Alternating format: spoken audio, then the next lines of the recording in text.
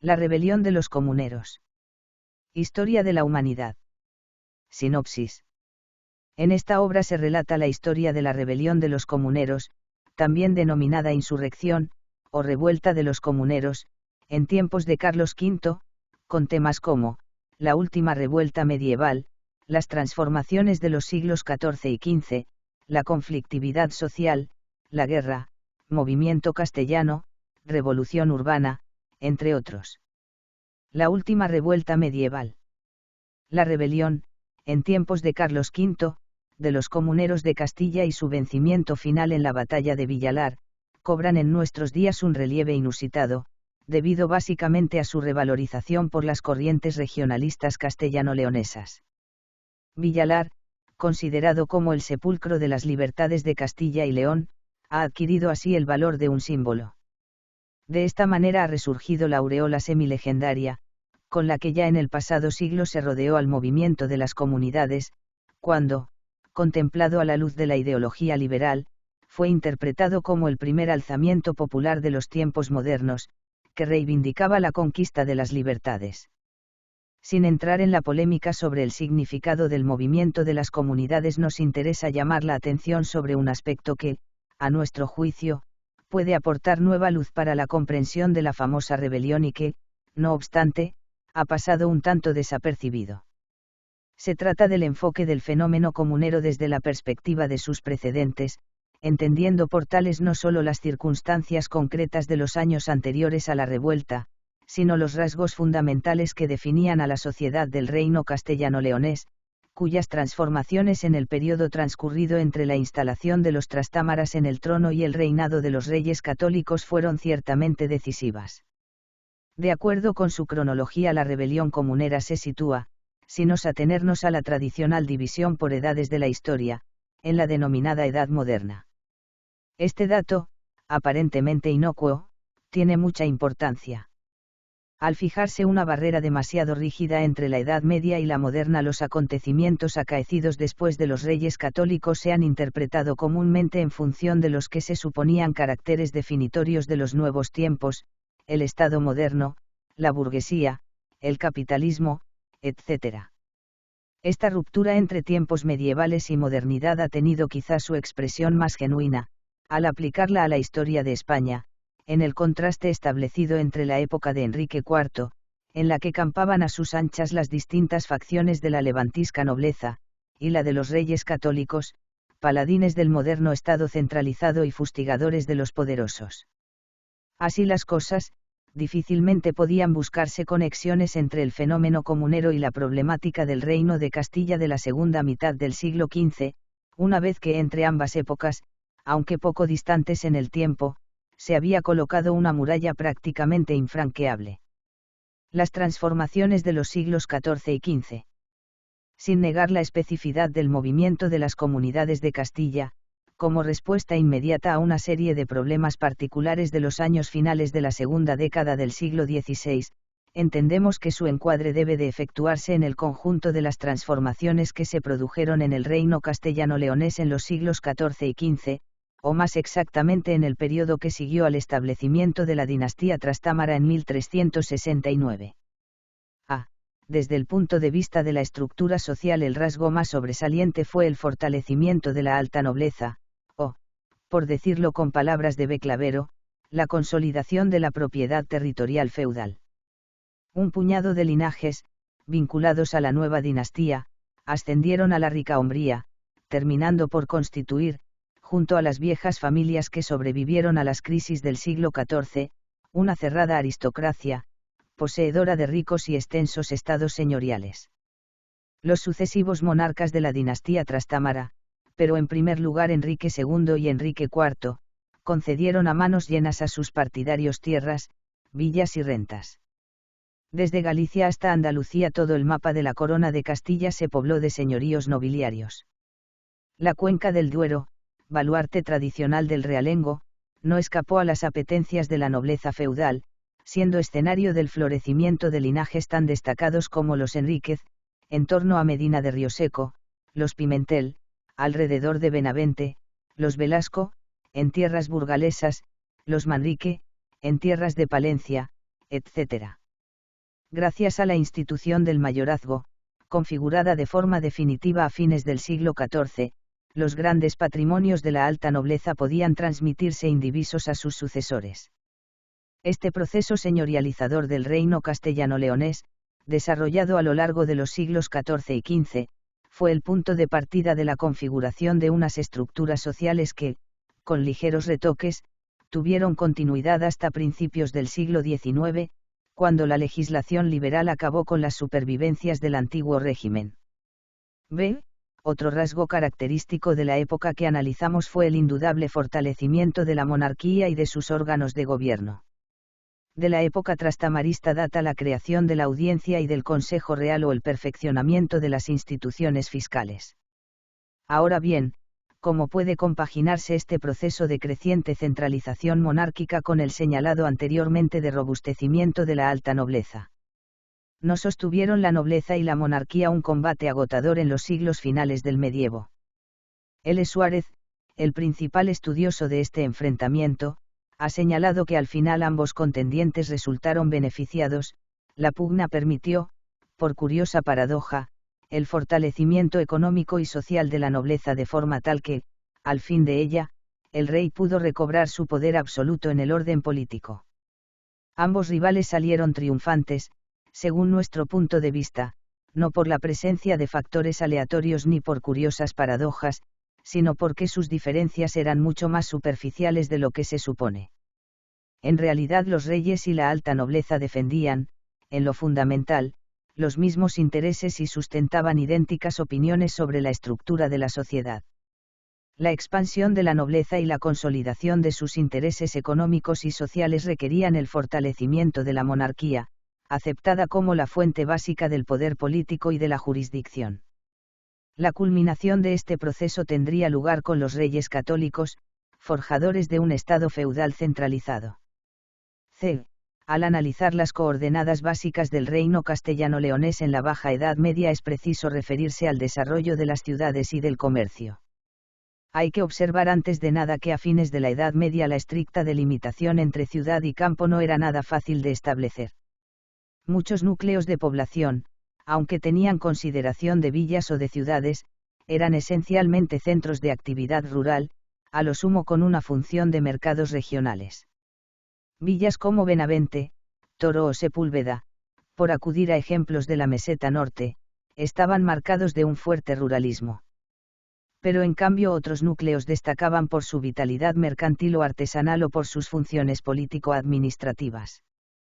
En el primer caso, y limitándonos a la meseta, cabe recordar a Burgos, punto de partida de uno de los principales polos de la actividad económica de la época, y a Medina del Campo, famosa por sus ferias internacionales, así como a Segovia o Cuenca, notables por su industria textil. Toledo, Salamanca o Valladolid son ejemplos ilustrativos de ciudades con funciones prioritarias de tipo intelectual o político. ¿Qué repercusiones tuvo en el plano social esta expansión de la vida urbana en la Castilla bajo medieval? Con frecuencia se ha establecido la equivalencia, crecimiento de las ciudades, desarrollo de la burguesía.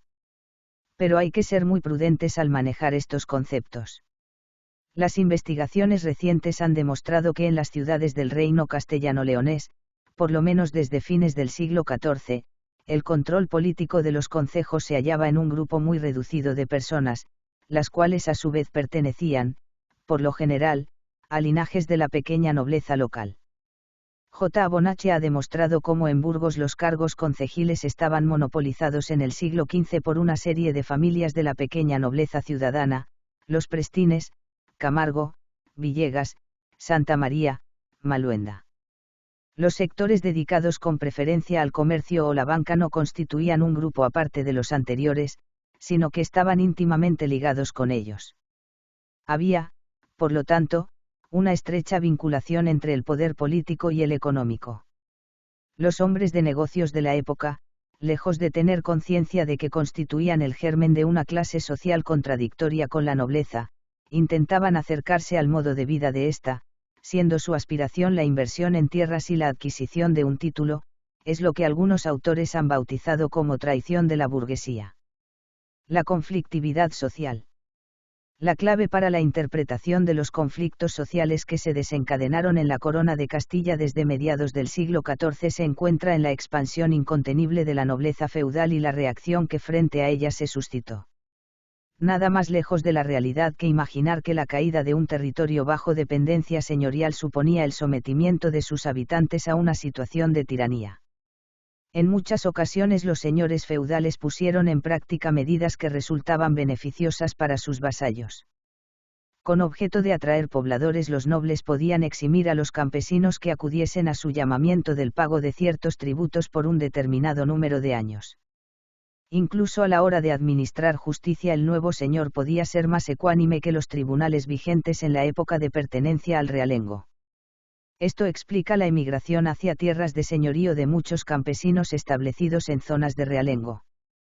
Pero, en cualquier caso, el fortalecimiento del poder de la alta nobleza se hacía en detrimento de otros sectores sociales que resultaban claramente perjudicados. Sin duda alguna, la contradicción antagónica por excelencia de aquella sociedad era la que existía entre la nobleza feudal y el campesinado, pues del trabajo de este último extraía aquella las rentas que le permitían preservar su condición hegemónica como clase social. Pero el campesinado era muy heterogéneo en su composición y difícilmente podía tener conciencia de su situación real en la estructura social. En cambio, podía ser más directo el choque de la alta nobleza con las oligarquías de caballeros locales que controlaban los regimientos municipales. De ahí que la posición de la pequeña nobleza resultara oscilante, pues mientras unas veces actuaba como simple clientela de los grandes, en otras ocasiones, para evitar ser absorbida por los poderosos, se ponía al frente de las masas populares. Desde mediados del siglo XIV se pueden señalar en la Corona de Castilla movimientos diversos de resistencia al dominio señorial. Son casos aislados, sin conexión entre sí, y con una tipología muy variada. Por lo general esos movimientos se desarrollaron en concejos de cierta importancia y con una larga tradición de pertenencia al realengo. He aquí algunos ejemplos de lo sucedido en tierras de la Meseta Norte. En 1371 los vecinos de Paredes de Nava dieron muerte a su señor, Felipe de Castro, el cual había pretendido cobrar a sus vasallos un tributo no especificado. En 1394 la villa de Sepúlveda se negó a aceptar el señorío de Leonor de Navarra y si 2 años más tarde cambió de parecer fue después de que su señora aceptara que su dominio se ejercería en tanto que hija del rey, sin que la villa perdiera su condición de realenga. En 1395 los vecinos de Agreda, caballeros y peones, impidieron con las armas en la mano la entrada en la villa de Juan Hurtado de Mendoza, mayordomo mayor de Enrique III de Castilla, que le había hecho esa donación. En 1400 el concejo de Benavente envió al rey de Castilla un memorial de quejas por la actuación de su señor, Juan Alfonso Pimentel, noble de origen portugués asentado en la meseta después de Aljubarrota. En la cuenca del Duero los más destacados los protagonizaron Agreda y Sepúlveda. Agreda se opuso en 1472 a entrar en la órbita del conde de Medinaceli, Luis de la Cerda, a quien había otorgado la villa el rey de Castilla. Por su parte Sepúlveda hizo lo propio cuando fue donada al marqués de Villena, Juan Pacheco. Desde otro punto de vista, un análisis atento de los cuadernos de cortes de la época revela una actitud manifiesta de hostilidad contra la expansión señorial por parte de los procuradores del Tercer Estado. Especialmente enérgicas fueron sus peticiones en las Cortes de Ocaña de 1469.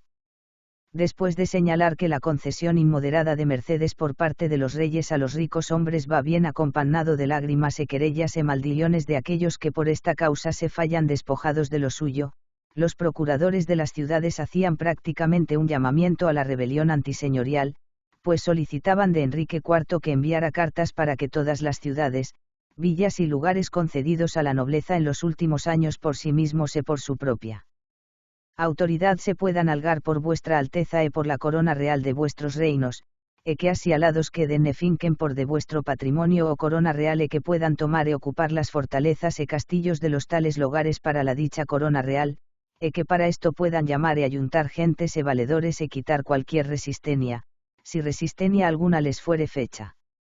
Aparte del interés indudable del párrafo, hay que poner de relieve que la propuesta fue hecha por los procuradores de las escasas ciudades que tenían representación en Cortes. Esos procuradores, aunque hablaban en nombre del tercer estado, en verdad eran portavoces de los intereses de los caballeros dominantes en las ciudades, cuando no pertenecían ellos mismos a esas oligarquías locales. Se pone, por tanto, de manifiesto una contradicción importante entre las ciudades y la alta nobleza.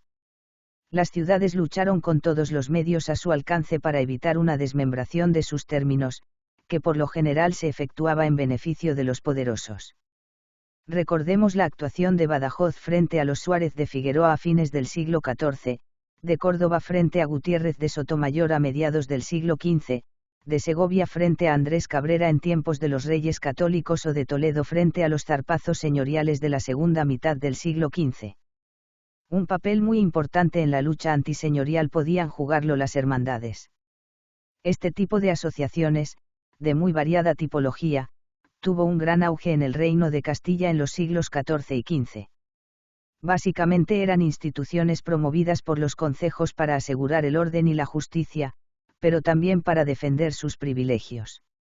De ahí que en su seno actuaran tanto los caballeros e hidalgos de las ciudades como las gentes del común. No obstante, en el siglo XV las hermandades fueron un cauce idóneo para la cristalización de una actitud de hostilidad abierta contra los grandes magnates. En el País Vasco las hermandades, organizadas por los habitantes de las villas para defenderse de las banderías de los poderosos, enfilaron sus baterías contra los parientes mayores, el grupo dominante de la nobleza de la región. En 1442 los hermanos de Álava, según Pérez de Guzmán, comenzaron a derribar algunas casas de caballeros.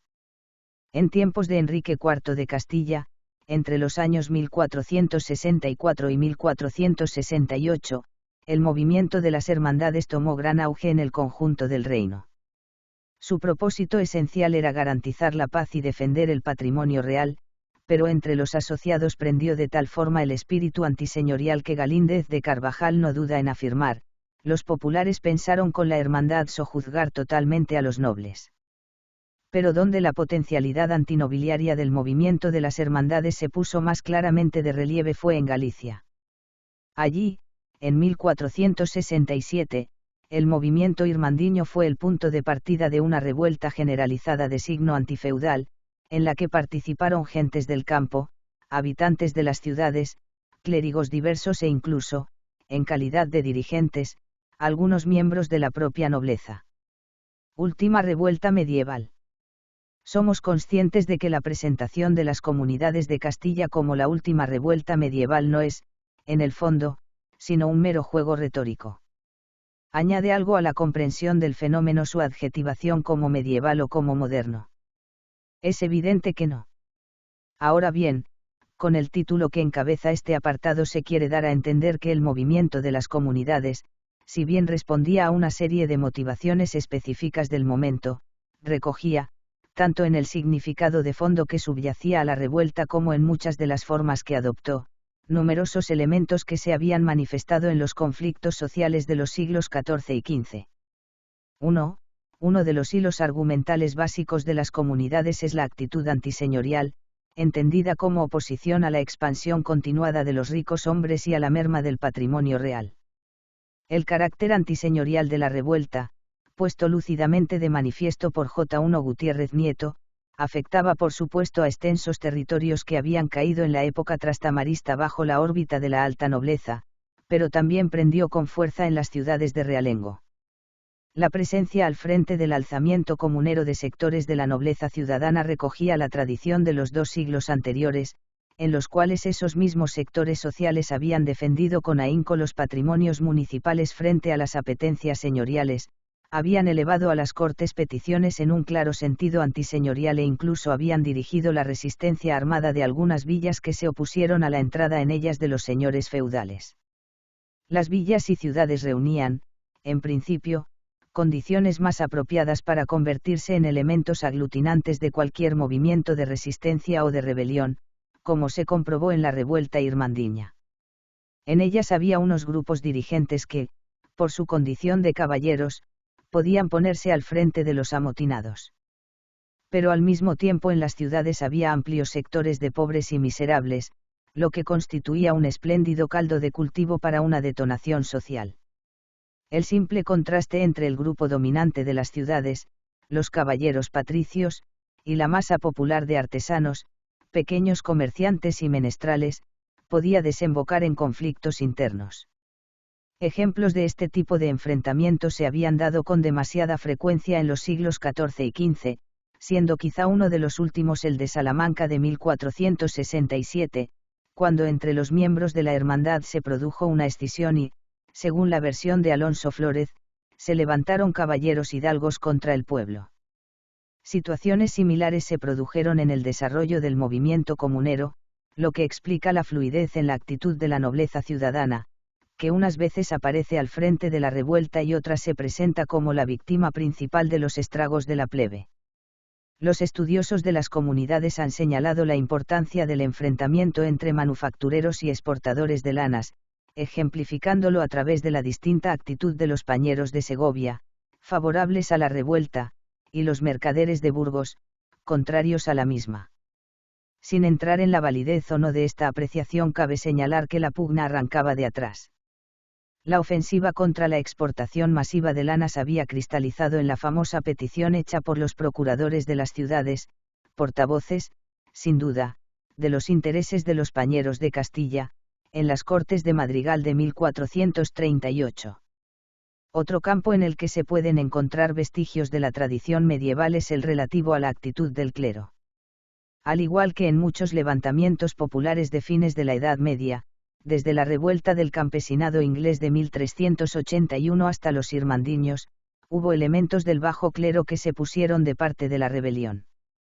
Recordemos al célebre fray Alonso de Medina, calificado de atizador del incendio, pero en el transcurso de la revuelta fueron cada vez menos los miembros del clero que continuaron con los comuneros. La inmensa mayoría de los cabildos que inicialmente habían dado muestras de simpatía hacia el movimiento terminaron por abandonar su causa. En otro orden de cosas, la rebelión comunera estuvo precedida de una agitación antifiscal, lo que también la asemejaba a la mayoría de las revueltas populares europeas de los siglos XIV y XV. El sentido mismo de exaltación de lo común que subyace en el movimiento comunero tenía amplias resonancias medievales.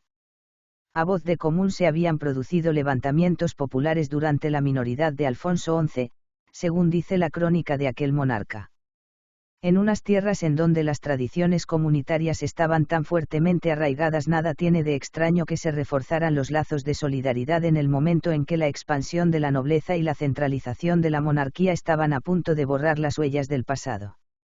En conclusión, puede afirmarse que en la rebelión comunera se condensaron multitud de elementos que hundían sus raíces en el pasado, y que podían sintetizarse en la resistencia contra la consolidación de unas estructuras cuyos dos polos básicos eran la nobleza feudal fortalecida y la monarquía centralizada. 2. En opinión de J. Pérez, en el movimiento de las comunidades no hay que ver una lucha de clases, sino un conflicto de intereses. Esta afirmación, desde nuestro punto de vista, requiere alguna matización. Es evidente que en la rebelión comunera predominaba la complejidad, pues en ella participaron grupos muy heterogéneos, con intereses a veces contradictorios entre sí. Separar rígidamente a los grupos sociales de la época de acuerdo con el bando en que luchaban es imposible, pues nobles, clérigos, mercaderes, menestrales y campesinos los había en los dos campos. Pero esto fue general en todos los conflictos sociales de la Edad Media, y ello no es óbice para poder delinear, más allá de la presencia concreta de gentes de una misma clase social en uno u otro bando, las líneas maestras del enfrentamiento. ¿Acaso no se dio esa heterogeneidad en el movimiento irmandiño, con una actitud oscilante de la pequeña nobleza, y, sin embargo, podemos calificar al mismo, en su sentido global, de revuelta antifeudal? La línea argumental última de la lucha de las comunidades apuntaba hacia una dicótoma clara entre el común y los poderosos. Así lo pusieron de relieve muchos de los protagonistas del conflicto, para quienes, aún sin tener clara conciencia de ello, no pasó desapercibido el carácter popular de la revuelta, y su hostilidad radical a los poderosos. Maldonado indica que, en general, en las ciudades de Castilla y León había dos bandos, uno el de los artesanos y la confusa multitud del pueblo, otro el de los nobles, los mercaderes y el alto clero, todos ellos opuestos a los crímenes de los plebeyos. Para Álvaro de Zúñiga los caleros, mamposteros, sombrereros, herreros, menestrales débiles tenderos e ignorantes labradores, ganapanes y gente baja, se armaron contra la nobleza y los supremos magistrados. La hambrienta y vil plebe, se dice en otro pasaje, se lanzó a buscar la igualdad de bienes. Los pueblos, dice Mártir de Angleria, se levantan contra sus señores, se agregan al partido de la insubordinación, esperando mayor libertad. Y el almirante Enríquez puntualiza el concepto de libertad que tenían los rebeldes al señalar, el fin sobre el que armaron su maldad los que rebelaron el reino fue publicar libertad. Esta libertad consistía en que ni hubiese servicio ni alcabalas. Todos apuntan hacia el establecimiento de una clara barrera entre el común y los poderosos, entre quienes defendían la tradición, y esto no era necesariamente retrógrado. En los levantamientos populares de la Edad Media se pedía el respeto a la costumbre y se soñaba con la vuelta a una idílica Edad de Oro inspirada en fuentes bíblicas, y los que estaban construyendo unas nuevas estructuras, basadas en la omnipotencia de la nobleza feudal terrateniente y en el robustecimiento del poder político de la monarquía. Pero en el desarrollo concreto de la rebelión se interferían multitud de elementos locales, de intereses personales, de mediaciones de tipo ideológico que desfiguraban el fondo del problema. Los cambios de actitud tan frecuentes, la falta de un claro proyecto de alternativa por parte de los rebeldes, la confluencia en el movimiento de intereses contradictorios entre sí, lo que significaba que no había entre los comuneros unanimidad en sus objetivos, la inexistencia de una nítida conciencia de clase, todo contribuía a oscurecer la comprensión de la rebelión. Pero en esto también se parecía a las revueltas populares de la Baja Edad Media, a los irmandiños por ejemplo. Al igual que sucedió en la revuelta antifeudal de la segunda mitad del siglo XV en Galicia, dice uno Beceiro, la heterogeneidad del frente comunero y la radicalización de los intereses de cada grupo lo debilitaron grandemente, favoreciendo su aplastamiento final. Morir por la comunidad. El movimiento comunero, la primera de las guerras civiles que en los tiempos modernos ensangrentó los campos de España, según frase de Cayetano Alcázar, tiene causas y características que permiten definirlo como preferentemente, aunque no exclusivamente, urbano y castellano. Las causas, hay que buscarlas en las dificultades que conoce Castilla desde principios del siglo XVI y en los cambios políticos que supone el advenimiento de los Austrias. El siglo XVI empieza con una serie de malas cosechas, hambres y epidemias. Los precios suben rápidamente, bajan entre 1510 y 1515, único periodo de la centuria en que se da el fenómeno, y vuelven a subir tremendamente hasta alcanzar su punto máximo en 1521. Ante la crisis se rompe el equilibrio que los reyes católicos habían logrado mantener entre las regiones del reino. El norte, Burgos, la montaña, y Andalucía resisten más porque el comercio internacional permite mantener cierta actividad. En cambio, la parte central, en torno a Toledo y Valladolid, parece mucho más afectada. Los talleres y comercios de Zamora, Segovia, Toledo, Cuenca encuentran serias dificultades y empiezan a quejarse de los monopolios, el de los burgaleses y extranjeros, sobre todo genoveses. En sendos memoriales redactados en 1515, Pedro de Burgos, vallisoletano a pesar de su apellido, y Rodrigo de Luján, madrileño, denuncian la política económica seguida en Castilla, que lleva el país al subdesarrollo, al convertirlo en exportador de materias primas, principalmente la lana, e importador de productos elaborados en el extranjero, los paños de Flandes, por ejemplo. La situación política, caracterizada por una serie de problemas dinásticos desde la muerte de Isabel la Católica en 1504, incapacidad de doña Juana la Loca, heredera del trono, reinado efímero de su marido, Felipe el Hermoso, regencias de Fernando el Católico y del cardenal Cisneros, impide que los gobernantes presten a tales dificultades la debida atención. En 1516, don Carlos, nieto de los reyes católicos, se proclama rey de Castilla contra el parecer de Cisneros y del Consejo Real, ya que no puede ser rey en vida de su madre, doña Juana, a quien las Cortes no han querido privar de sus derechos, y en octubre de 1517 llega a la península para hacerse cargo efectivo del gobierno. El nuevo soberano causa mala impresión, no habla castellano, viene rodeado de una corte de consejeros flamencos, entre ellos, el famoso señor de Chievres, que goza de la confianza del rey, que se reparten los oficios y beneficios sin el menor escrúpulo. El caso más escandaloso fue el nombramiento del sobrino de Chievres, un muchacho de 21 años, como sucesor de Cisneros en el arzobispado de Toledo. Pero hay más, en 1519, don Carlos es elegido emperador y decide marchar cuanto antes a Alemania. El hecho cristaliza el descontento que cunde en Castilla. El regimiento de Toledo toma entonces la iniciativa de una campaña nacional, primero contra los impuestos que la corte pretende subir para sufragar los gastos de la coronación imperial y luego contra la misma política imperial. La campaña alcanza mayor relieve a principios de 1520 con motivo del llamamiento a Cortes. De los conventos de Salamanca sale, en febrero, un documento enviado a todas las ciudades de voz y voto en Cortes y que resume las reivindicaciones de Castilla, contra los impuestos, el servicio, que el rey quiere exigir antes de su partida, contra el imperio, Castilla no tiene por qué sacrificarse al imperio ni quiere estar sometida al imperio.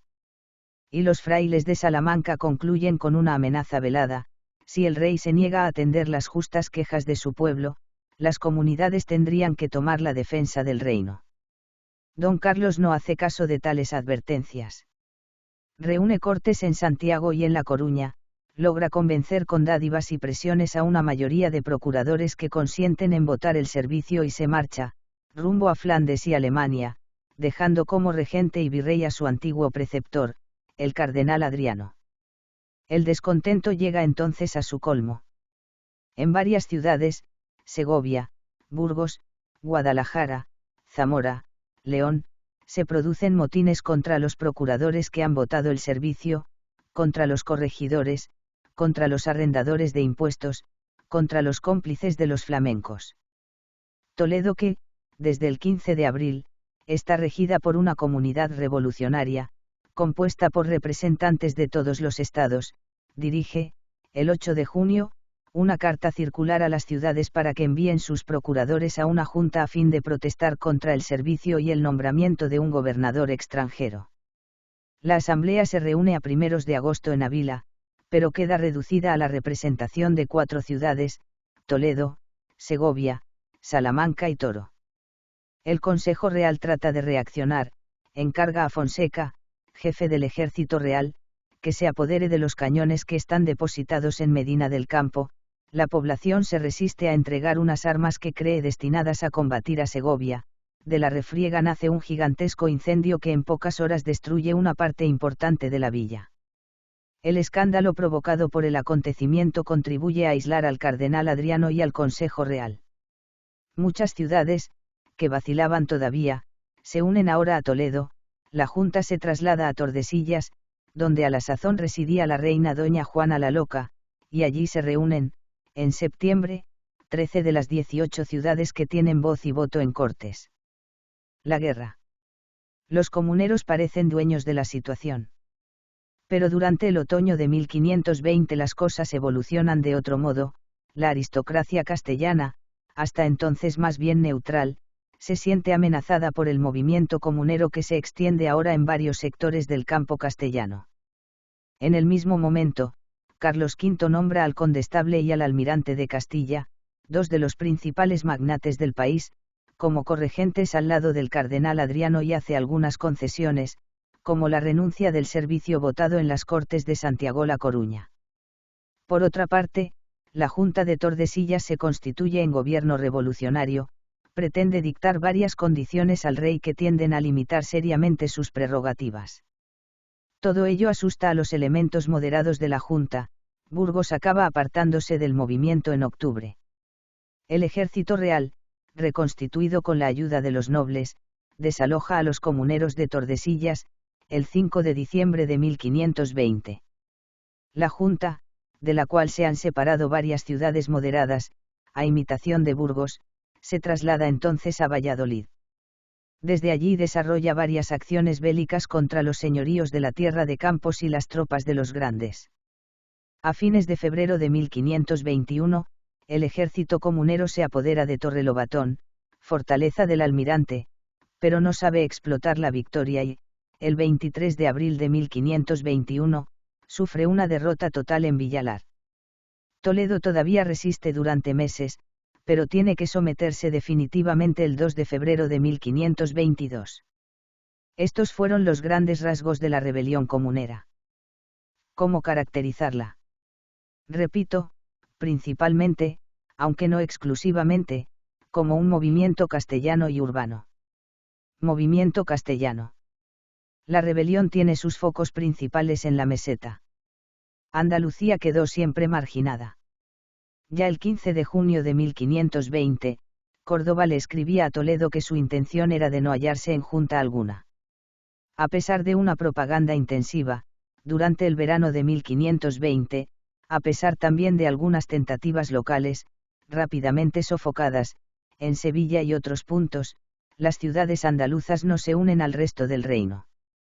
Hay más, forman, en febrero de 1521, una liga, la Confederación de la Rambla, para contrarrestar los intentos comuneros al sur de la Sierra Morena. En las provincias Vascongada, la situación resulta algo confusa. El conde de Salvatierra aprovecha la oportunidad para saldar cuentas atrasadas con el poder real y otros magnates y aparenta solidarizarse con los comuneros, pero su participación no deja de conservar un carácter táctico y accidental. Galicia y Extremadura no parecen tampoco integrarse dentro de la problemática comunera. El arca geográfica de la rebelión queda perfectamente delimitada por uno de los virreyes de Carlos V, el condestable de Castilla, quien le escribe lo siguiente al monarca, en 30 de septiembre de 1520. Todo cuanto hay de aquí, Briviesca, a la Sierra Morena, todo está levantado. En la misma carta pone de relieve la lealtad del País Vasco y de la montaña. Meses después, el 2 de febrero de 1521, cuando la contienda alcanza su punto álgido, el condestable vuelve a insistir en lo mismo. Todo el daño del reino está en medio del reino. El Andalucía y reino de Granada y la mayor parte de Extremadura y reino de Galicia y Asturias y estas montañas, Burgos y el norte, todo está bueno a lo que parece. No toda Castilla, sin embargo, se adhiere al movimiento. Durante el verano de 1520, se nota que Burgos mantiene sus reservas, sus procuradores en la Junta protestan siempre contra el tono revolucionario que Toledo y Salamanca pretenden dar a la Asamblea reunida en Tordesillas. Por fin, Burgos acaba rompiendo con la Junta, a 19 de octubre, los mercaderes que dirigen la ciudad se ponen de acuerdo con el condestable y, contra la opinión de la masa popular, los comunes, se inclinan a favor del campo realista y de los grandes. En Burgos, los partidarios de la comunidad estuvieron siempre sometidos a la influencia de los caballeros y negociantes, allí se hacía todo a gusto de los ricos, escribe el cronista del siglo XVI Maldonado, y los ricos no podían contemplar sin inquietud una situación que amenazaba acabar con su predominio. Por eso prefirieron unirse con la aristocracia en su lucha contra los comuneros. En cambio, en Valladolid, la presión de los medios populares de artesanos, tenderos y pueblo menudo impide toda desviación, impone al contrario una mayor radicalización. Valladolid se convierte así en uno de los centros más dinámicos del movimiento comunero, desde el cual se presiona a la Junta para que no ceje en sus propósitos. El ámbito geográfico de las comunidades queda así claramente determinado con sus dos polos, sus dos capitales y centros nerviosos, Toledo y Valladolid. Dentro de este marco, todo lo que se sitúa entre aquellas dos ciudades es comunero, Segovia, Madrid, por ejemplo, lo mismo ocurre con las villas en torno al eje Valladolid-Toledo, Salamanca, Zamora, Palencia. Más allá, la influencia de la Junta va disminuyendo hasta llegar a las zonas anticomuneras que, en Castilla, empiezan en la comarca de Burgos. No cabe duda de que el movimiento comunero expresa el malestar del centro castellano que se considera como desatendido, sacrificado. Sevilla tiene la casa de la contratación, el comercio con América, lleno de promesas. Burgos cuenta con los provechos del consulado y el negocio con Flandes y la Europa del Norte. El centro castellano sufre las consecuencias del desempleo, de la crisis de los primeros años del siglo. Las lanas de mejor calidad se exportan al extranjero, privando así a los talleres de Segovia, Zamora, Cuenca de la materia prima indispensable para el desarrollo de las manufacturas textiles. Las nuevas cargas tributarias impuestas por Carlos V acentúan el malestar. Se tiene la impresión de que Castilla va a convertirse en una colonia del imperio, abastecedora de recursos financieros y humanos para una política que nada tiene que ver con los verdaderos intereses del país. De aquella inquietud tenemos dos testimonios fidedignos por ser sus autores hombres que gozaron de la confianza del monarca. Se trata de dos de los virreyes, el condestable de Castilla y el cardenal Adriano. El primero ha logrado, en los primeros días de julio de 1520, restablecer más o menos el orden en la ciudad de Burgos, pero se cree en la obligación de llamar la atención de Carlos V sobre los sentimientos exactos del pueblo. En 7 de julio, le escribe lo siguiente. Dicen, muy poderoso señor, que después que vuestra majestad comenzó a reinar, ha mostrado poco amor y poca gana de aprovechar a estos reinos vuestros. En los mismos días, desde Valladolid, el cardenal Adriano, al referir escrupulosamente lo que está pasando en Castilla, señala con acierto una de las principales reivindicaciones de los comuneros, dispuestos a resistir a toda dominación y a toda explotación. Dicen expresamente que las pecunias de Castilla se deben gastar al provecho de Castilla, y no de Alemania, Aragón, Nápoles, etc., y que vuestra majestad ha de gobernar cada una tierra con el dinero que de ella recibe. Quedan así perfectamente aclarados los pensamientos y propósitos de unos rebeldes que pretendían ante todo defender el reino contra el mismo rey, acusado de tener poca simpatía para sus súbditos y de no preocuparse en absoluto de lo que hoy llamaríamos la independencia nacional. Revolución urbana. El campo también aprovechó las circunstancias para tratar de sacudir en varios puntos el yugo señorial, pero la revolución nació, se desarrolló y murió en las ciudades, unas ciudades que conocen desde fines del siglo XV un crecimiento demográfico y una vida económica e intelectual incuestionables. Felipe Ruiz Martín las ha clasificado de la siguiente manera, según su actividad preponderante: Burgos, unos 9.000 habitantes, Medina del Campo, 20.000 habitantes, Toledo, 30.000 habitantes, se dedican principalmente al comercio, Segovia, 15.000 habitantes, y Cuenca a las manufacturas de paños y a la ganadería, Salamanca, 13.000 habitantes, a la agricultura y a la actividad universitaria, Valladolid, 38.000 habitantes, sede de la Chancillería, a las tareas burocráticas, jurídicas y administrativas, al artesanado de lujo también, como lo ha demostrado Benassar en su libro sobre la villa. Aquellas ciudades atraen el exceso de población rural. Del campo acuden a ellas labradores en busca de empleos y de una vida menos miserable. Pero los talleres, las casas señoriales o burguesas, los palacios y oficinas del Estado no siempre bastan a ocupar a los recién llegados. Las cortes celebradas en Valladolid, en 1518, en presencia de don Carlos que acababa de llegar a Castilla, ya han dado un grito de alarma ante la marea de mendigos, maleantes y pícaros que viven en los centros urbanos, atraídos por el lujo, la vida fácil, el dinero que corre. Este es, pues, el trasfondo social de las comunidades, un mundo urbano, caracterizado por grandes concentraciones humanas, por lo menos para la época, por estampas de un lujo soberbio, por tremendos desniveles clasicistas entre ricos y pobres, con sus tentaciones e inquietudes. Este es el ambiente en que se mueven los personajes de la Celestina y de las novelas del ciclo celestinesco, tan de moda entonces, el ambiente de Lampa que cobijan las grandes ciudades en aquella época de crecimiento demográfico y de concentración urbana. Este es también el telón de fondo en que aparecen las comunidades, con sus esperanzas y sus proyectos que pronto quedarán frustrados, a raíz de la derrota de Villalar. En el movimiento comunero cuajaron las ilusiones, las aspiraciones y las inquietudes de aquellas poblaciones urbanas y el afán por reforzar los lazos de solidaridad entre miembros de una misma nación y de una misma ciudad. Lo dice bien a las claras la misma palabra de comunidad que acabará dando su nombre a todo el episodio. Se trata de fomentar la participación de todos los vecinos, castellanos y comuneros, en el sentido estricto de la palabra, es decir, hombres del común, del tercer estado, en la vida municipal por medio de juntas locales, de ayuntamientos públicos, de reuniones de barrios, en las cuales todos tienen el derecho de intervenir libremente y las decisiones deben conformarse con la voluntad general, sin que los privilegios de sangre o de fortuna tiendan a predominar. Otros, por las mismas fechas, hablan de la voz del pueblo, que es voz de Dios. Estas comunidades locales así entendidas tienen, pues, tendencias marcadamente igualitarias y en ciertas ocasiones republicanas. Se pensó entonces en transformar a Castilla en una federación de ciudades libres como las que existían en Italia. Hay indicios bastantes para creerlo.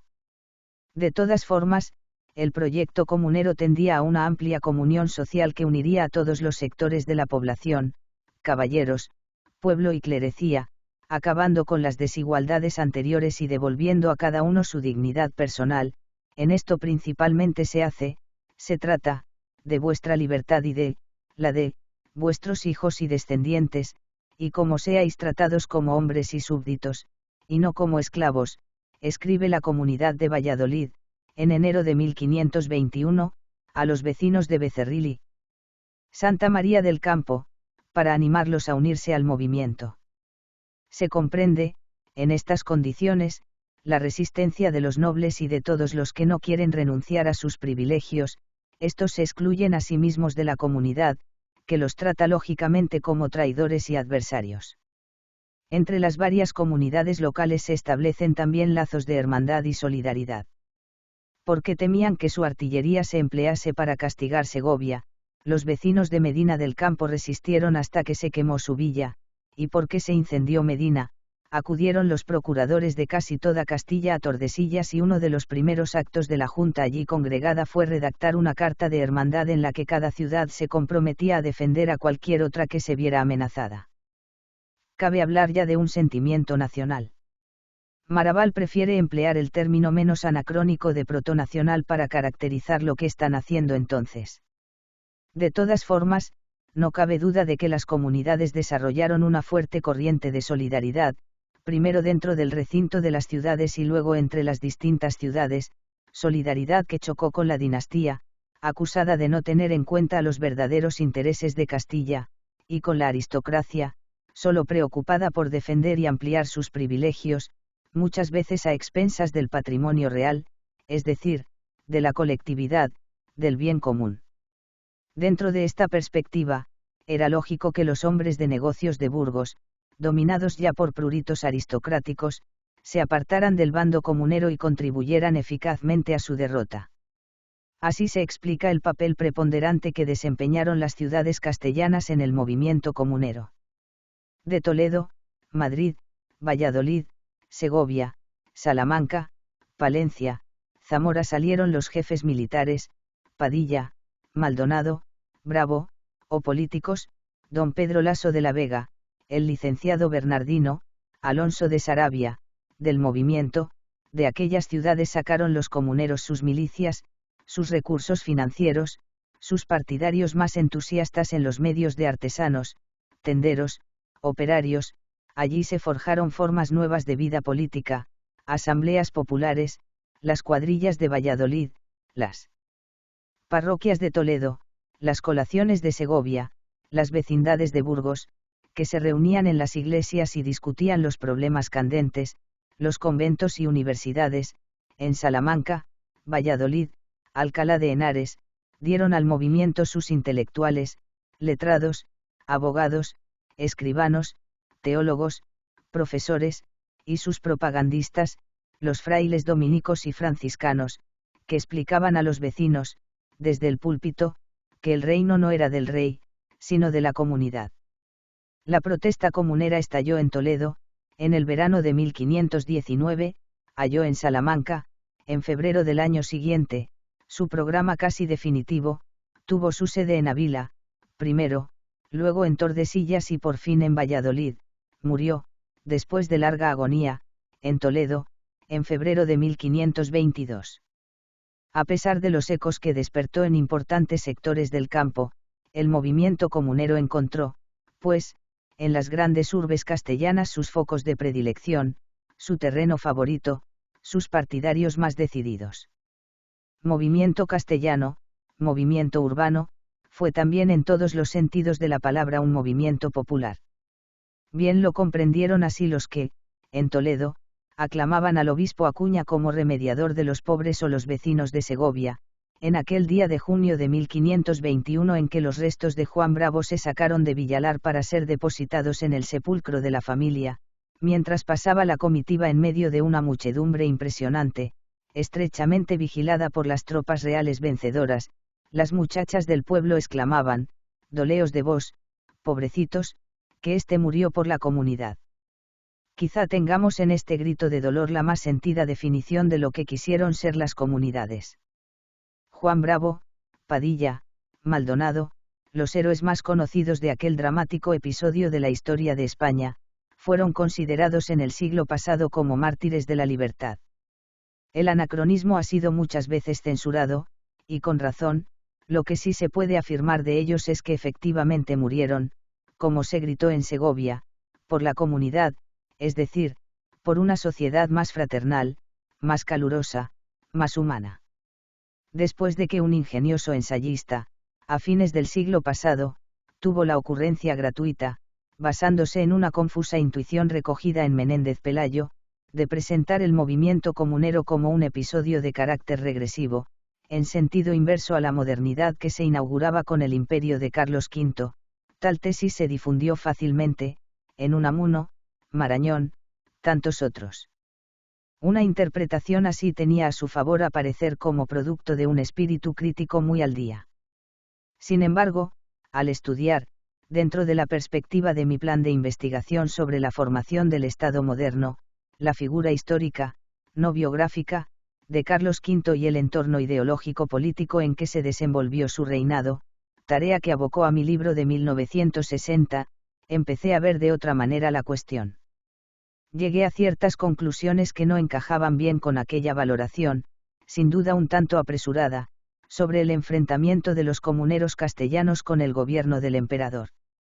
En efecto, no se podía dejar de advertir que en 1519-1521, Carlos de Gante, como algún historiador ultrapirenaico le llama, se hallaba todavía inmerso en la concepción patrimonialista acerca de la naturaleza de la dominación política que recibiera como herencia familiar borgoñona. En segundo lugar, en esas fechas en que recae sobre sus hombros el imperio al que los españoles del momento llamarán de Alemania, no se ha desprendido de la formulación medieval del Sacro Romano Imperio.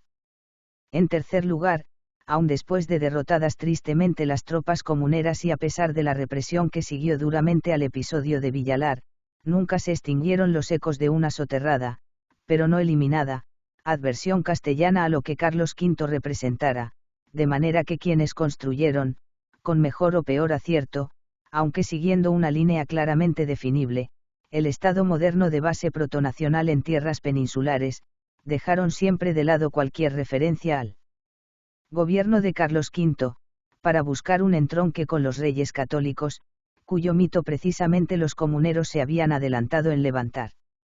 En el conjunto de una situación histórica, no se pueden cortar y separar los caracteres de los factores que en ella juegan, presentándolos como en estado puro, aislados unos de otros.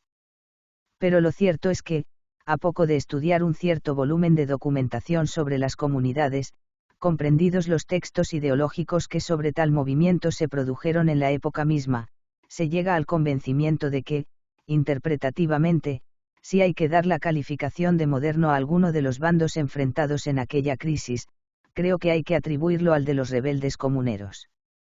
Merece la pena señalar que, desde su derrota hasta la época contemporánea, en voz baja durante los siglos XVI y XVII, con una declarada carga de oposición al régimen establecido, durante el XVIII, o con retórica que busca el contagio popular, durante el XIX, cada vez que nos encontramos con un pensamiento inspirado por una aspiración de profundo cambio político, tropezamos con un recuerdo de las comunidades, convertidas en mito de nuestra historia revolucionaria y modernizadora. Hostilidad social. Demos por admitido provisionalmente su carácter moderno, pero entonces resulta sugestivo intentar ver si ese hecho que caracterizamos como una rebeldía moderna, puede ofrecer aspectos que nos permitan, en segundo lugar, calificarlo de revolución. Enfocar esta cuestión con un sentido histórico, ha de apartarnos tanto de la posición hipercrítica de pensar que no hay revoluciones que deban llamarse así hasta una época muy avanzada, aunque sea la fecha ilustre del 14 Juillet francés, como del intento presentado por R. Pilloret, quien, en los movimientos insurreccionales franceses del siglo XVI, busca el modelo que en ellos subyace, en tanto que pueda estimarse válido para todos los tiempos y para todos los países, constatación que confirma la permanencia de aspiraciones, temperamentos y comportamientos humanos. No se trata, sin embargo, de ir en busca de esas constantes de raíz cuasi biológica, suponiendo que existan. Ciertamente que en todas las sociedades conocidas se han encontrado y se encuentran grupos de individuos que rechazan el orden establecido y se lanzan a un movimiento de violencia armada, con el objeto de transformarlo. Bachler, al observarlo así, no da a estas manifestaciones de agresividad social, tal vez es mejor decir de hostilidad, las cuales pertenecen al campo de las mutaciones sociales, el nombre de revolución, sino que se sirve atinadamente de la expresión, más genérica y amplia, de fenómenos revolucionarios. Pienso, desde luego, que la revolución es un modo muy específico de presentarse esos fenómenos, un modo que se da en un periodo de la historia moderna, periodo que algunos hacen arrancar de la segunda mitad del siglo XVIII con la Revolución Americana, que otros adelantan en más de un siglo, a la Revolución Inglesa, y que investigaciones de los últimos años en diversos países, Nápoles, Francia, Alemania, España, etc., tienden a poner ya de manifiesto en el siglo XVI, y aun con borrosas aunque interesantes anticipaciones fragmentarias que se vislumbran en el siglo XV. En esa línea publiqué en 1963, mi libro sobre las comunidades poniendo el acento en su presentación conforme al tipo de una revolución moderna, desenvolviendo la tesis que algún tiempo antes había expuesto en la Sorbona, en un curso de varios participantes sobre los movimientos populares.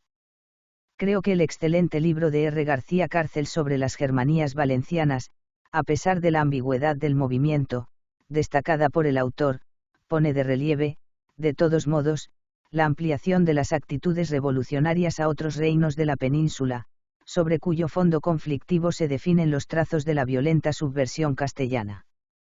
Esta línea de interpretación ha sido reforzada posteriormente por las investigaciones que aporta y las conclusiones que de ellas obtiene el profesor Josep Pérez.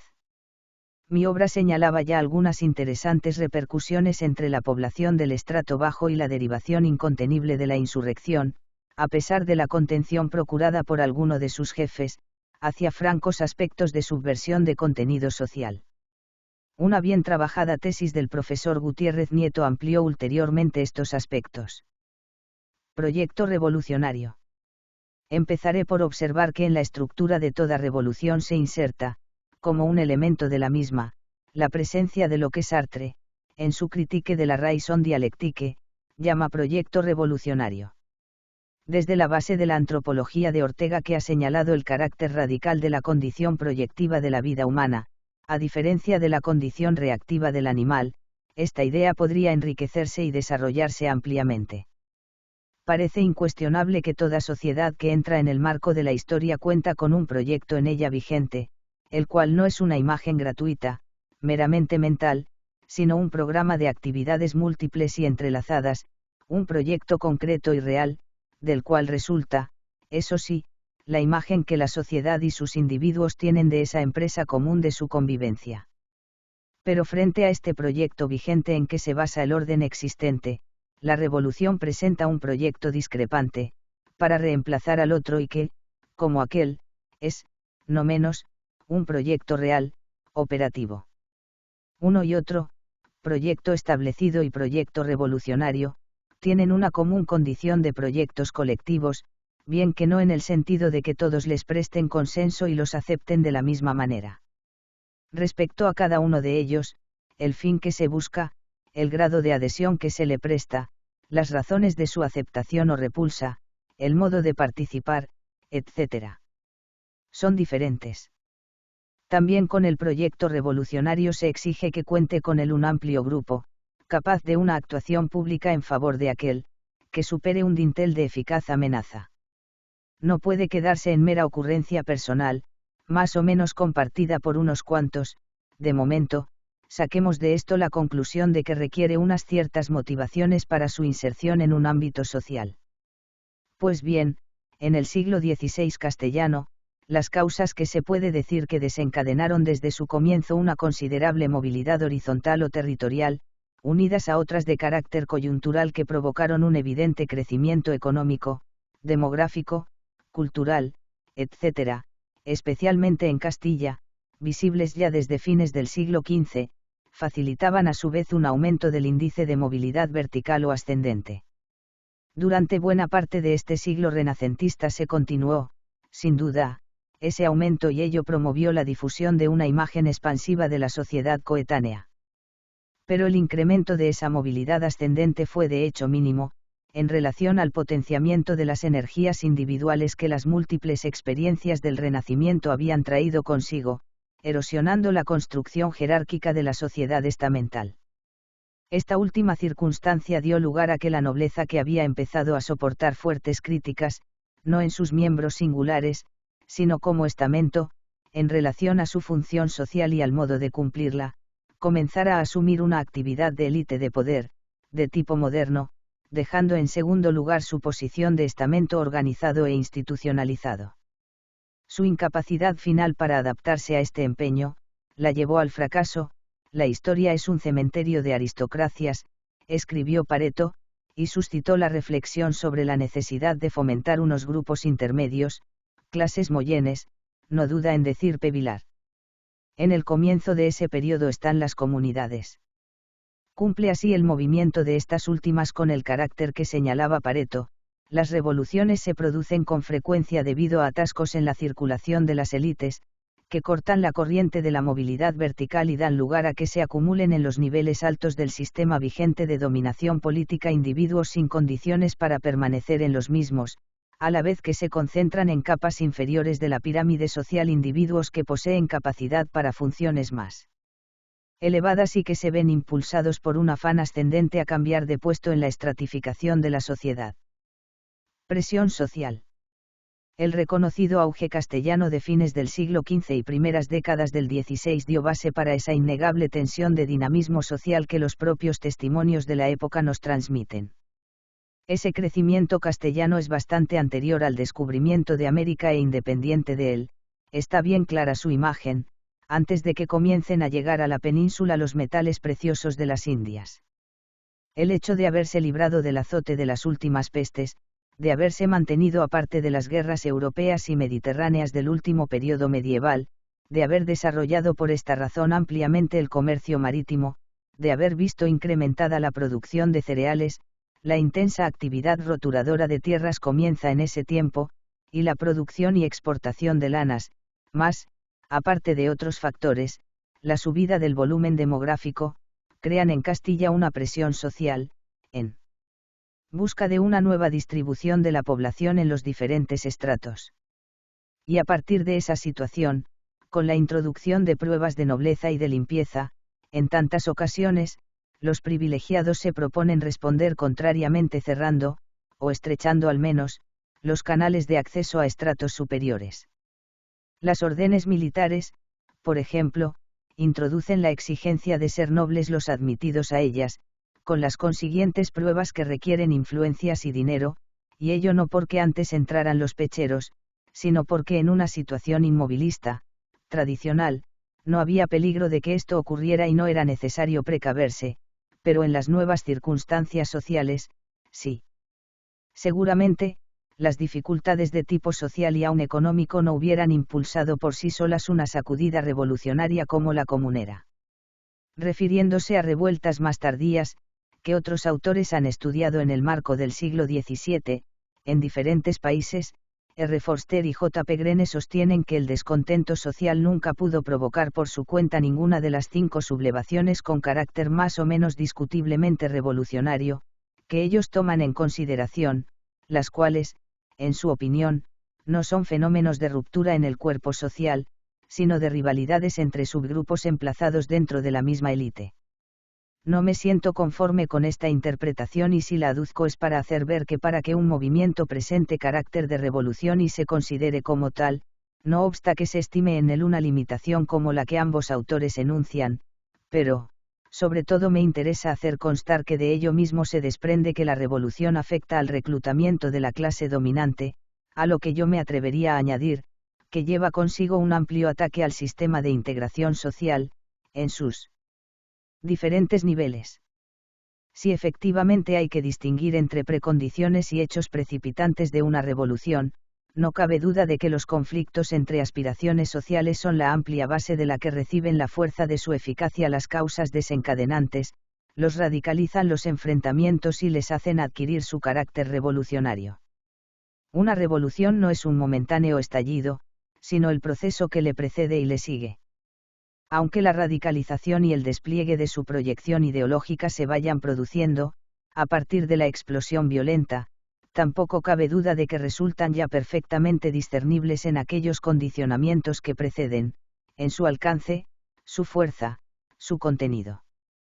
Cualquiera que, sin olvidar la imagen de la situación de auge castellano, a que antes me he referido, lea las actas de las Cortes castellanas de la segunda mitad del siglo XV, y también algunos de los escritos de crítica social de la época, se dará cuenta del doble factor condicionante de presión social y de elaboración ideológica de aspiraciones de cambio, que forman la base del movimiento de las comunidades, de donde procede su carácter revolucionario. Visto así se comprende que se atribuyera a los reyes católicos que hubieran acertado a contener la violenta ruptura revolucionaria previsible ya en tiempos de Enrique IV y provocada con Carlos I. Aquellos supieron utilizar la energía de los grupos en fase ascendente, y esto es lo que el almirante Enríquez le hace advertir al reciente emperador, mientras que esos mismos grupos creyeron encontrar, no sin fundamento, en el nuevo soberano y en su equipo gobernante, un grave obstáculo a sus impulsos de movilidad. Esto y no una gratuita xenofobia, es lo que enciende el odio a los extranjeros. Si esa hostilidad al extranjero se da es porque se ve en ellos la causa de ese taponamiento en la circulación de las élites. Por eso, desde el siglo XV se pide y en el XVI se repite machaconamente en todas las cortes, la reserva de los puestos en la administración y en la Iglesia a favor de los naturales del reino. Hicieron mayor al rey. La revolución lleva siempre consigo, ya ha quedado dicho, un proyecto revolucionario. Sorprende que en las comunidades surjan rápidamente, desde su inicial fase en Ávila a su periodo de Tordesillas, unos capítulos de peticiones en los que se contiene todo un programa de directrices de gobierno, lo cual se encuentra también expresado en cartas de unas ciudades a otras, en cuadernos de instrucciones de ciudades a sus representantes, como las de Valladolid, en textos que comentan coetáneamente los acontecimientos. Naturalmente, el último plano a que alcanzan esas peticiones de cambio no es otro que el del poder supremo.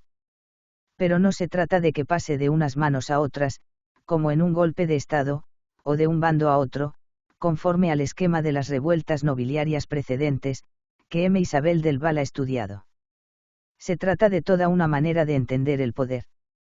Creo que el comentario más agudo y, en su brevedad, más completo, sobre la significación de las comunidades es el que escribió López de Gómara, años después de terminadas, cuando al dar cuenta de su comienzo en el año de 1520 y de su ulterior fracaso, escribe: hicieron mayor al rey de lo que antes era, queriéndole abatir. Esto es, el levantamiento comunero quería corregir la marcha hacia el absolutismo en la naciente figura renacentista del príncipe soberano y en los términos de su ejercicio. Repetido en documentos de comuneros, tal, Gonzalo de Ayora, Pedro de Alcocer, de testigos, como Juan de Maldonado o Antonio de Guevara, o de comentaristas e historiadores inmediatamente posteriores a los sucesos, entre ellos, Alonso de Santa Cruz, Prudencio de Sandoval, Antonio de Solís, etc., ese planteamiento tiene una doble repercusión, que confirma los caracteres revolucionarios del proyecto. En primer lugar, ampliación del círculo de los que participan en integrar la voluntad que ejerce el poder. Esto es propio de toda revolución, y no será incompatible en el futuro con que se acabe montando una nueva estructura elitista que continuará apelando, no obstante, a una nueva amplia capa de sustentación, tal vez mediante manifestaciones de unanimidad, manipuladas desde arriba.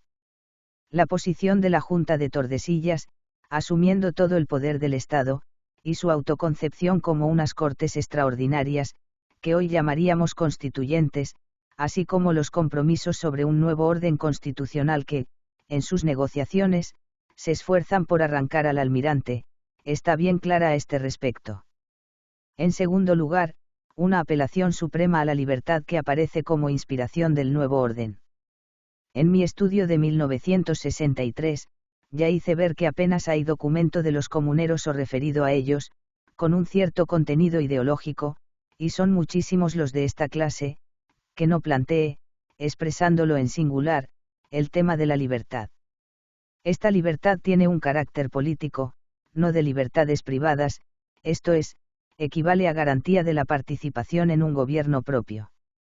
Por eso, yo tendría muchos reparos en calificar a las comunidades de revolución liberal, pero no tendría demasiado inconveniente en llamarla democrática, porque estaba más en esa línea la tradición comunal del último medievo y porque el término se encuentra en textos de la época, principalmente, en el fundamental relato de Juan de Maldonado, contenido en su manuscrito original latino de Motu Hispaniae. A diferencia de lo que acontece con movimientos milenaristas o de naturaleza semejante, la revolución supone que el nuevo orden es creado o arrancado por mano de los hombres. Como se dice en el documento marxista, polémicamente revolucionario por excelencia, el mundo nuevo se gana.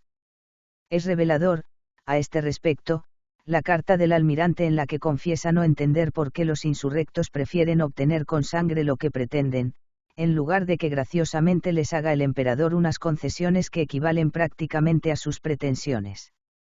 Ello pone en claro, una vez más, ese plano de transformación radical del orden mismo del poder.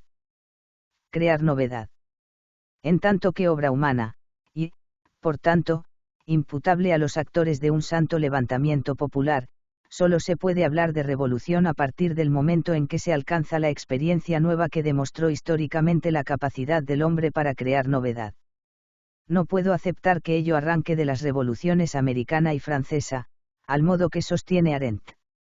Estimo que la capacidad para la novedad, asociada a la idea de libertad, propia de la figura del hombre creador, se halla inserta frecuentemente en los orígenes de la mentalidad moderna y puede muy bien manifestarse y de hecho se manifiesta en la actuación de los primeros revolucionarios que se encuentran ya en el 16.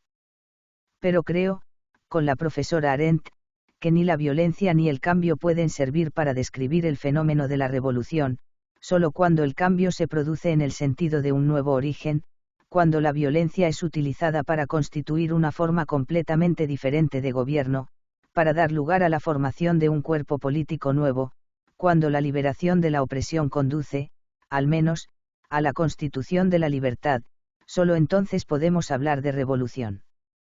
Solo cambiaría, en el texto que precede, decir conduce por tiende a conducir. Y añadiría que los perfiles no son tan claros antes de 1789, tampoco lo eran ni cuando los diputados franceses entraron en los Estados Generales convocados por Luis XVI. Un manifiesto y difundido contenido ideológico se pone de manifiesto desde muy pronto en los movimientos revolucionarios. No se trataba de una ideología sistemática y completa, no de un proyecto de reforma política y social, claramente elaborado, pero sí de un pensamiento inspirador que fue proyectando un replanteamiento del orden político y social. Muchas veces, las más, se trataba de reinstaurar, no de innovar, lo que no quiere decir que tales movimientos no acabaran introduciendo la novedad. Forster y Grene concluyen que en todos los casos estudiados lo que comenzó por constituir un movimiento para restaurar y preservar una herencia, forzando para ello cambios en el régimen o en el gobierno, acabó siendo una petición de alteraciones básicas en el sistema político o en la estructura constitucional. Factor protonacional. Desde Marx, en algunas conocidas páginas de los anales franco-alemanes, a historiadores marxistas como de Coufflet o conservadores como Arendt, han señalado ese carácter de reinstauración de los movimientos revolucionarios. No sé si ello basta para hablar del carácter de historicidad como uno de los que ofrece el proyecto revolucionario. Pero, en cualquier caso, las comunidades comienzan con un enunciado de restauración que se fija, desde luego, con bastante imprecisión, en el momento de los reyes católicos, sin que falte la apelación a algún precedente más lejano, a título legitimador, por ejemplo, a las partidas. Y ni qué decir tiene que la subsiguiente actuación de la Junta, ejerciendo un poder soberano en tanto que Cortes populares, va mucho más allá de cualquier modelo tradicional. Digo Cortes populares, en el sentido corporativo de la palabra pueblo. Es decir, pueblo equivale al concepto político de todos, formando cuerpo y hecho presente a través de sus representantes. La constante referencia en los documentos emitidos por la Junta a que ella representa a todo el reino o asume la voluntad, los intereses, los derechos, de todo el reino, de todo el pueblo, es, en mi entender, uno de los más definidos caracteres revolucionarios de la Junta. He recordado alguna vez que justo un proceder así era lo eminentemente revolucionario para un Donoso. Y Marx nos dirá que toda clase ascendente, con objeto de alcanzar su meta, tiene que presentar su interés como interés común de toda la sociedad. Mi parecer es que responde a este planteamiento ese precoz sentimiento de una nueva forma de comunidad política, revelando ya caracteres de tipo nacional, que se da en las comunidades. Ha sostenido J. Eliot que en las revelaciones que alcanzan una moderna forma de revolución no hay que olvidar la presencia de un fermento nacional que se halla en evolución. Propuse hace tiempo llamar protonacional a la forma de comunidad política que coagula en los primeros siglos modernos, 15 a 17. Y pienso que un factor protonacional se entreteje en los proyectos revolucionarios desde el siglo XVI, muy acentuadamente en las comunidades. Algunos historiadores modernos han considerado esto con cierta miopía, como una manifestación negativa, retrógrada, de xenofobia, como ya he dicho. Mi opinión es que esa formulación protonacional responde, por parte de las clases ascendentes, a una pretensión de ampliación del marco de la movilidad social que resulta perfectamente coherente con lo que se ha expuesto hasta aquí. Grupos de acción. Esa ampliación del marco, hasta comprender en él a toda la comunidad, en busca de legitimación y potenciamiento de la subversión, requiere una extensa labor de propaganda y da lugar a la aparición de la figura de los agitadores y de los grupos de acción. De lo primero es buena prueba, en la ocasión de las comunidades, el gran número de cartas que las ciudades sublevadas expiden, con finalidad persuasiva o polémica, y cartas también entre los personajes que vivieron el drama, documentos en los que con tanta frecuencia se descubren pasajes de carácter doctrinal o ideológico. Joseph Pérez estudió el papel, a este respecto, de los frailes. Los relatos de la época contienen muchas referencias interesantes sobre la presencia de tales elementos en Toledo, Segovia, Burgos. Sobre esto último es inestimable como estampa revolucionaria el relato ya citado de Maldonado. En las relaciones de los pueblos de España, redactadas en la época de Felipe II, aparecen repetidos testimonios todavía en este sentido. La intervención de la multitud enardecida en las jornadas más violentas, en Burgos, Medina del Campo, Segovia, Toledo, Valladolid, etc., es un aspecto sobradamente conocido. Así también se da la comprobación que de las revoluciones hacía en general W. Pareto, generalmente los individuos de los estratos inferiores son capitaneados por individuos de los estratos superiores. Esto concuerda con la observación de Forster y de Grene sobre los primeros movimientos subversivos modernos, acerca de la deserción de una parte de la élite, relativamente al puesto que ésta mentalmente tenía asignado. Y a su vez es una comprobación de que es lícito ver en las comunidades una alteración en los canales de la movilidad social. Finalmente, aunque esto cae ya en la zona silenciosa que bordea el cuadro de la historia, hay que señalar la presencia de esa multitud simpatizante que sale gozosamente a presenciar el paso de las tropas sublevadas y a alentarlas, sobre lo que, de todos modos, alguna referencia documental queda, esa multitud que esperaba un último giro de la revolución en que fueran acogidas sus angustiadas reivindicaciones antiseñoriales. Cronología. 1517, llegada de Don Carlos a España para hacerse cargo del trono, para el que habla sido elegido el año anterior, pese a la oposición de Cisneros y del Consejo Real. Doña Juana, madre de Don Carlos, vive todavía. El nuevo rey llega a España con total desconocimiento de sus peculiaridades políticas y hasta del castellano. Viaja rodeado de consejeros flamencos, entre los que destaca el señor de Chibres, que consigue para su sobrino, Guillermo de Croy, de 21 años, el arzobispado de Toledo. El nombramiento causa profundo malestar en la sede primada. 1519, don Carlos es designado emperador. Llamamiento a todas las ciudades solicitando nuevos impuestos para sufragar los gastos de la coronación y de la política europea del emperador. Don Carlos decide marchar cuanto antes a Alemania.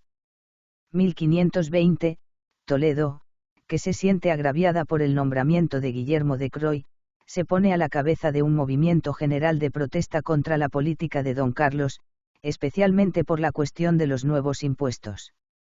El Consejo de Toledo, con Juan de Padilla al frente, se declara en abierta rebeldía. El clero toledano apoya decididamente el movimiento organizando una procesión para rogar a Dios que iluminase el entendimiento y enderezase la voluntad del rey al buen gobierno de estos reinos. Don Carlos, desde Galicia, donde ha reunido las Cortes en Santiago y La Coruña, requiere a Padilla y a los demás regidores de Toledo, para que respondan de su conducta.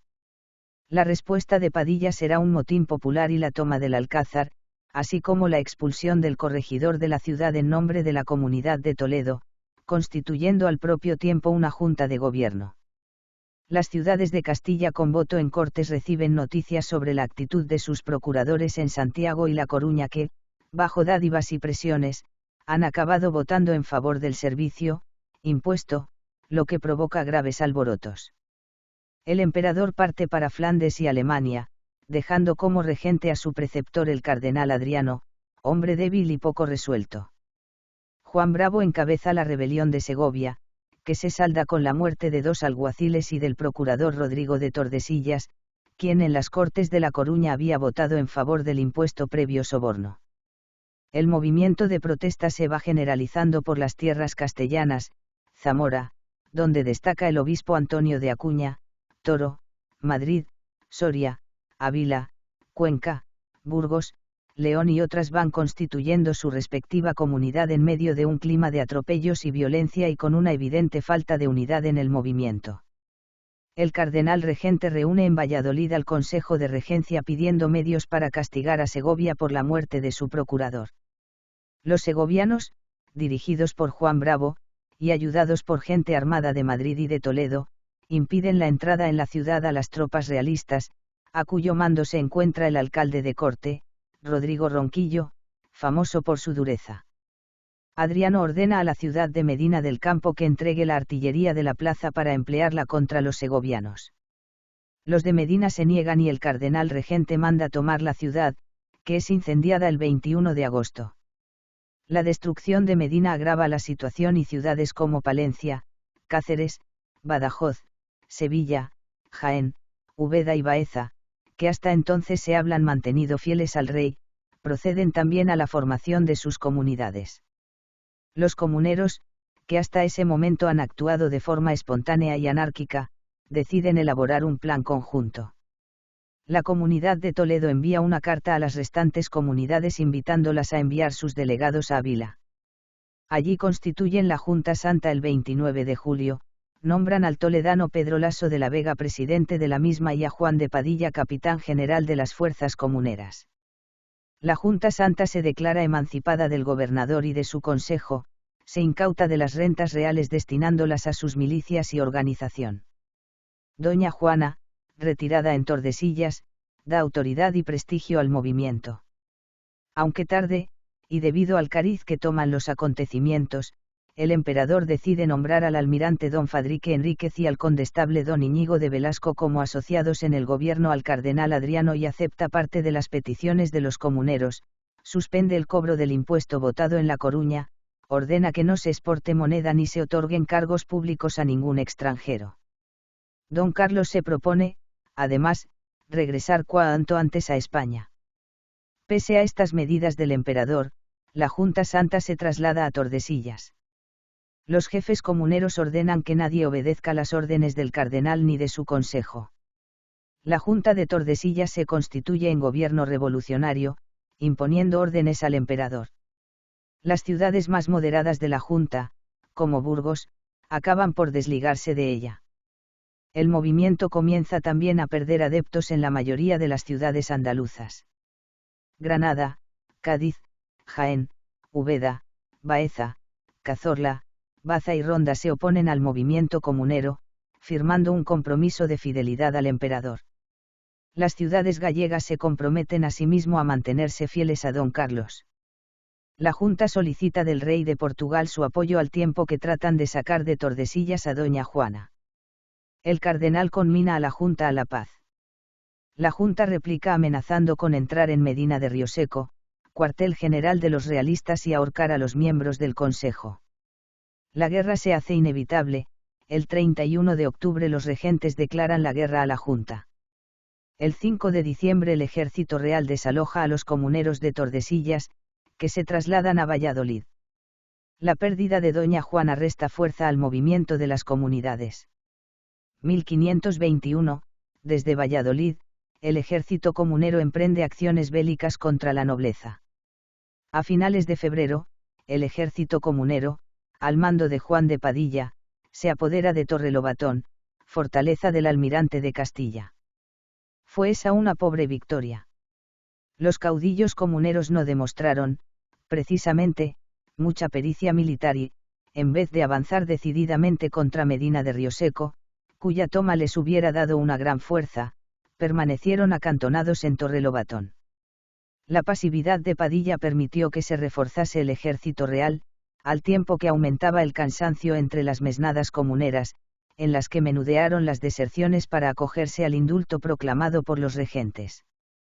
El conde de Haro, capitán de las tropas reales, avanzó a mediados de abril hacia Torrelobatón. Cuando se hallaba en Peñaflor, a unos 4 kilómetros de las tropas comuneras, Padilla comenzó la retirada en dirección a Toro pese a su superioridad numérica. El conde de Haro jugó entonces con toda su audacia y persiguió a los comuneros solo con su caballería, para impedir que a Padilla se le unieran los refuerzos que ya habían salido de Toro y Zamora. El día 23 de abril el ejército real alcanzó al comunero junto al Puente del Fierro, a unos 5 kilómetros de Villalar. Parte de la infantería de las comunidades estaba ya dentro del pueblo. Los capitanes Bravo y Maldonado trataron de organizarla y de llevarla al combate, pero sus esfuerzos fueron inútiles. El ejército comunero ya estaba derrotado aún antes de comenzar la batalla. Finalmente, bajo una lluvia torrencial, se trabó el combate entre la caballería realista y los incondicionales de Padilla, Bravo y Maldonado. La lucha fue breve, hasta el punto de que los cronistas más puntuales solo hablan de 1,5 de bajas entre los hombres del conde de Haro. Los comuneros tuvieron unas 500 muertes, fundamentalmente infantes acuchillados por la caballería mientras huían, y unos 1000 prisioneros entre los que se hallaban los 3 caudillos. Al día siguiente fueron juzgados los 3 jefes comuneros y, a continuación, decapitados en la plaza de Villalar. Tras la derrota del Puente del Fierro, más conocida como de Villalar, el movimiento de las comunidades se desintegra rápidamente. Valladolid se vio forzada a capitular y luego siguieron su ejemplo, Medina del Campo, Toro, Zamora, Salamanca, Ávila, y otras plazas y ciudades. Toledo, donde se refugió el obispo Acuña con sus seguidores, fue defendido durante 6 meses por María Pacheco, esposa de Padilla. Al final, tras la concordia de las islas, los imperiales pudieron entrar en la ciudad, 25 de octubre, con lo que, pese a algunos coletazos posteriores, puede darse por concluida la sublevación de las comunidades. 1522, el emperador regresa a España. El 1 de octubre se hace pública en Valladolid una carta de perdón general del que quedan excluidos unos 200 jefes comuneros. Solo 3 de ellos serían capturados y ejecutados.